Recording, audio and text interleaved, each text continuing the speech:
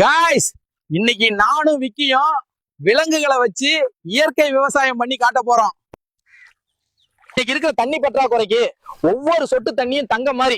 அதனாலதானே சொட்டு நீர் பாசனம் போட இவரை வேலைக்கு வச்சிருக்கோம். பயிருக்கு தண்ணி வேணும்னு இவரை நம்புனா பயிர் காஞ்சி கருவாடா போன பிறகுதான் இவர் வந்து சேருவாரு போலயே. யோ, கொஞ்சம் வேகமா தான் போயேன்யா. கரண்ட் இல்லாம பம்பு செட்டு ஓடணுமா? இருக்கவே இருக்காரு நம்ம யானை எண்ணெய். பாருங்க, தண்ணி பாய்ச்ச தும்பி கையையே பைப் மாதிரி யூஸ் பண்றாரு. உருவம் தான் சின்னது, ஆனா இவங்க செய்யற வேலை பெருசு. கெட்ட நீரை வெளியே ஏத்தி நல்ல மண்ணை மேல கொண்டு வந்து விவசாயிகளுக்கு பெரிய உதவி பண்றாரு. மழை வரப்போறத டான்ஸ் ஆடி சொல்ற வெதர் ரிப்போர்ட்டர் இவர் தான். வறண்ட பூமிக்கு வரப்பிரசாதம் இந்த ஒட்டகம். தூரத்துல இருந்து தண்ணியை சுமந்து வந்து பயிருக்கு உயிர் கொடுக்குது பாருங்க. பாலைவன கப்பல்னு சும்மாவா சொன்னாங்க? ரசாயன உரத்தை போட்டு மண்ணே செத்து போச்சு.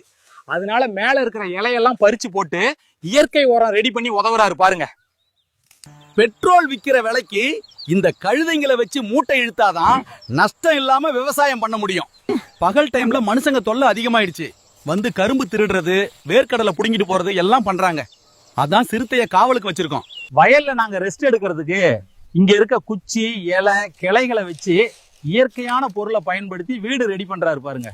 எல்லா மிருகத்தையும் வேலை வாங்குறீங்களே, நீங்க என்ன வேலை செய்வீங்கன்னு கேட்கலாம். ஆனா ராஜாவோட வேலை செய்யறது இல்ல, வேலை சொல்றது. வீடியோ பிடிச்சிருந்தா பேஜ் லைக் பண்ணுங்க, மறக்காம இந்த வீடியோவை எல்லாருக்கும் ஷேர் பண்ணுங்க.